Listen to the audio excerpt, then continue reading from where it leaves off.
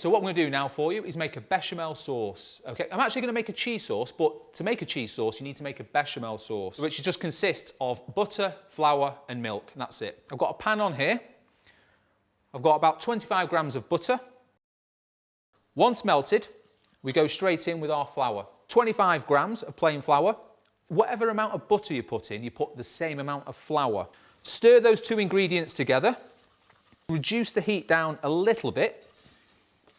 And you can see that it's all come away from the side. So what I've got in this jug here is some milk. And it's all I've done is just microwaved it, because you need to use hot milk for this.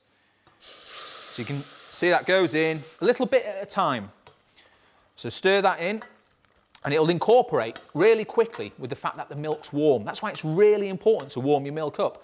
So you just slowly add your warm milk to it, stirring as you do. A bit more of that warm milk. And if you've got a few lumps in there, just take a whisk to it. So this is bechamel sauce using those 3 ingredients, but what I'm going to do is turn it into a cheese sauce by adding 3 more ingredients. This is cheddar cheese. It's a low-fat cheddar cheese. So you want a good amount of cheddar cheese in there.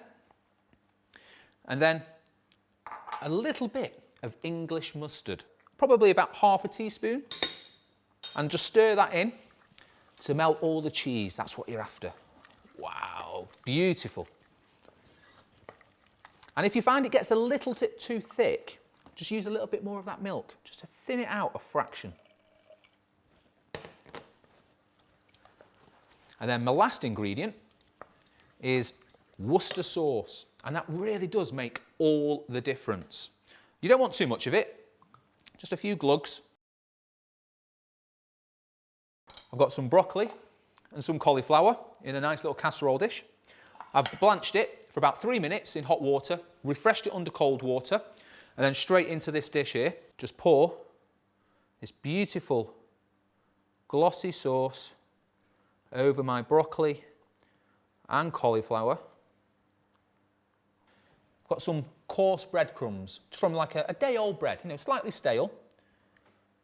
A few breadcrumbs over the top. And then the last thing, we take our parsley and just scatter a little bit over. And it goes into the oven for about 20 minutes at 190, gas mark 5, just until the top is all nicely golden brown and all bubbly.